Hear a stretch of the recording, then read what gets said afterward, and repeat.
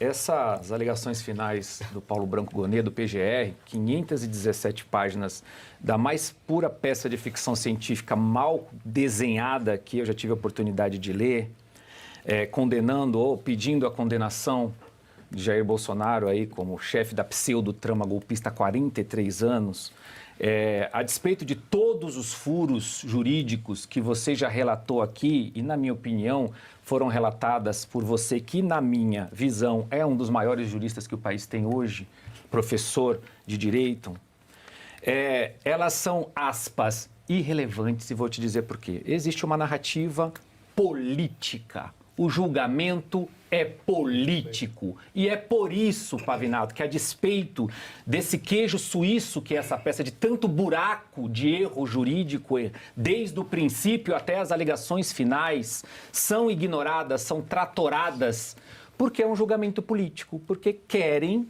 e eu acho que vão prender Jair Messias Bolsonaro. Essa fotografia do Bolsonaro sendo preso é uma fotografia que, na minha opinião, o ministro Alexandre de Moraes quer ver.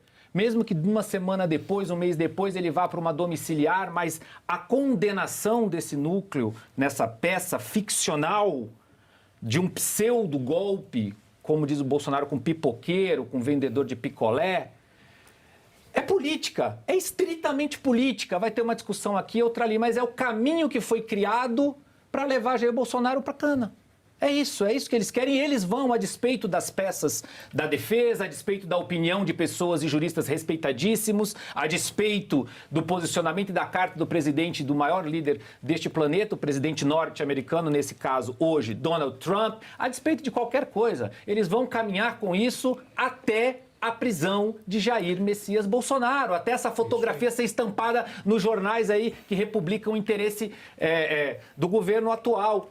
Na minha opinião, é simples assim. Então você vai apontar 1 milhão de erros, outros grandes juristas brasileiros e internacionais vão mostrar 1 milhão de erros jurídicos, vão ser completamente ignorados, vão pedir para os advogados de defesa calarem a boca e nós vamos seguir com esse julgamento político até a prisão de Jair Messias Bolsonaro. Direto. Não, e acho que mais importante também, não pode causar nenhuma tontura na direita brasileira. Porque você já vê tweet do Eduardo Bolsonaro contra o Tarcísio, o empresariado cobrando o governador Tarcísio para fazer ações, o Tarcísio ali no meio do muro sem saber bem direito para que lado vai. Então isso certamente para a bolha da esquerda e pode ir até além da bolha da esquerda, pode ser o grande espantalho que o governo Lula precisaria, porque o governo Lula não tem entregue nada, é um governo fraco, é um governo ruim, cheio de problemas, a gente vai noticiar aqui. Tem tirado. Agora, apareceu um mega espantalho que conseguiu colocar meia dúzia de gato pingado na Paulista. Que não conseguia, o Lula não conseguia. Então, foi esse espantalhão, como dizia Olavo de Carvalho, que tirou o foco de todo o resto, de todo o esgoto que corre por trás do governo. E agora eles vão dar foco a isso. E esse truco que o Pavinato fala, que o governo pode dar, vai causar reações também nos Estados Unidos. Eu não tenho dúvida que nesse momento, nesse instante que nós estamos aqui falando para a audiência da Oeste, lá nos gabinetes da Casa Branca já estão tratando alguma rechaça ao Gonet. Eu acho cruel dos Estados Unidos. De não ter tido sanção pessoal aos ditadores. Não, mas eu acho que vai ter. Mas se vai ter, nós já estamos lascados. Nós estávamos esperando primeiro as sanções às pessoas. Aí veio essa taxação ao país. Mas aí... bola fora, hein?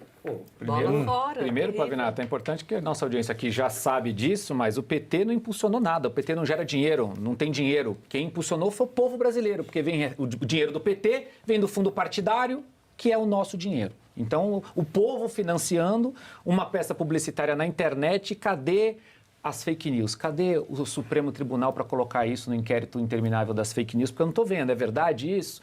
É verdade o que o PT está publicando com o dinheiro público? Primeiro ponto.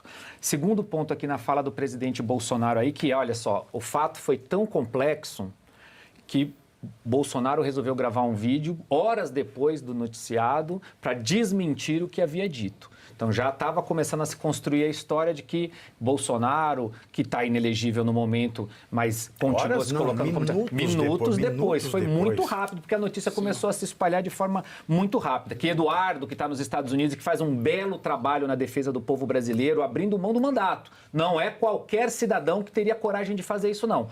Vai abrir mão do mandato parlamentar para ficar nos Estados Unidos, nas condições que o tiver, para tentar esclarecer e levar as informações do que acontece aqui no Brasil.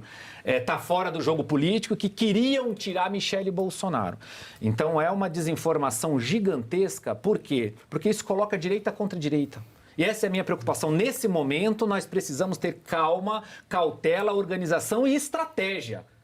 Porque senão esse espantalho aí que o Lula está criando de nós contra os americanos, que reforça tudo aquilo que ele já vem falando, porque ele criticou o Trump quando o Trump foi eleito, ele fez campanha anti-Trump na campanha do Trump com a Kamala, depois criticou o Trump. Não vale lembrar que sumiram urânio enriquecido aqui no Brasil, cerca de 40% a 45%. Um tempo depois ancorou aí 2 navios iranianos, grupo político do qual o Lula vive elogiando e sempre ao lado. Então tem uma historinha aí por trás que, acreditem, a Casa Branca está de olho. Então não é só a lógica desse absurdo da perseguição política contra a família Bolsonaro como um todo, não. Tem outras coisas que aos poucos vão vindo aí. Então talvez essa taxação, que é um primeiro passo, eu acredito que o Lula vai pagar o truco ali e vai querer usar a lei da reciprocidade de fato, que vai fazer com que o Trump aumente essa taxação e aí cause um ambiente bem complexo no empresariado aqui, pode realmente ser algo extremamente prejudicial para o Brasil. Toda essa palhaçada aí que o coronel inclusive falou,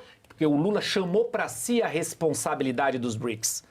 O momento que o ministro russo falou, opa, a ideia dessa moeda única não é nossa, a ideia foi do Lula, reforça o que o próprio Lula fala. O Lula está chamando para si toda a responsabilidade da criação de uma moeda, uma ideia bizarra, uma ideia sem pé nem cabeça, enfim, mas que o Lula puxa para ele. A China está quietinha. Você não vê a China falando nada, a Índia já correu atrás para fazer sua negociação. Não compra nada do Brasil, é irrisório. Mas, enfim, o STF se coloca acima dos outros 2 poderes como o grande mediador da coisa, como já vem fazendo há muito tempo, o que é absurdo. Me causa também uma certa estranheza o PGR representar o governo, porque não seria o representante da República, procurador-geral da República. A República não é composta pelos 3 poderes, ou seja, o Legislativo não faz parte da República, porque o PGR está representando só um lado deste imbróglio maluco todo que virou. Já tá tudo confuso, que não era nem para estar tendo essa audiência de conciliação. Eu não sei por que não chamaram o Felipe Neto.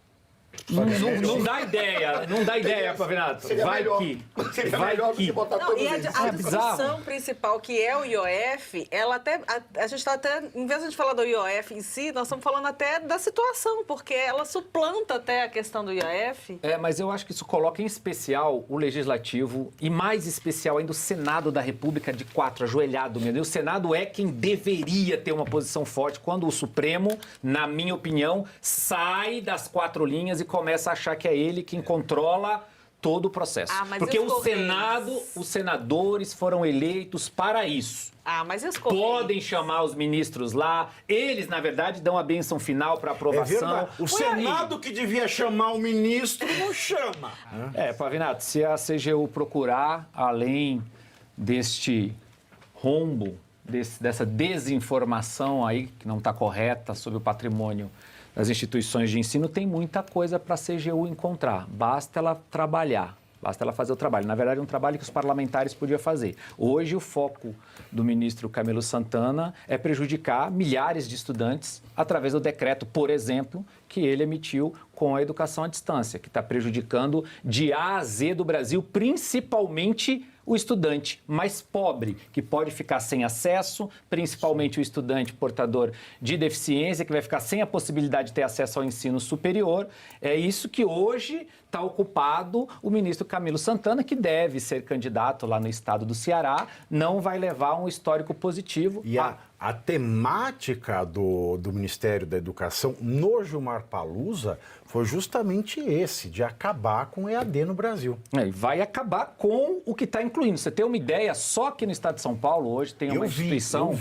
Eu vi. Uma instituição chamada Univesp. Pouca gente conhece, mas é a 4ª universidade pública do estado de São Paulo. Hoje é a maior instituição pública de ensino, se levarmos em conta os números de graduação. É a Univesp, com mais de 70 mil alunos. A Univesp, mais de 440 polos no estado de São Paulo, centenas de cases de sucesso, alunos que se formaram lá, estão sendo aprovados em concurso público, é considerada melhor do que 52% das universidades federais. Essa instituição pública do Estado de São Paulo está sendo diretamente afetada, a instituição, os polos e os alunos, por um decreto do ministro da Educação ou da Deseducação, pelo que a CGU está trazendo aqui, ele está ocupado com outras coisas, não está preocupado com a discussão de fato da qualidade da educação. Nesse caso, há uma ação no Supremo Tribunal Federal, uma ADI da Associação Brasileira dos Estudantes de Educação à Distância, que caiu com o ministro André Mendonça. Estamos aguardando aí, o ministro deu 10 dias para o Camilo Santana e para o presidente Lula se posicionarem sobre o que está acontecendo na educação à distância do Brasil. Tem que melhorar a qualidade, discutir qualidade é super importante, mas não pode acabar. Nem sabia dessa informação que você trouxe, Pavinato, o infiltrado no Gilmar Palusa, mas realmente é bem preocupante para toda a comunidade educacional brasileira.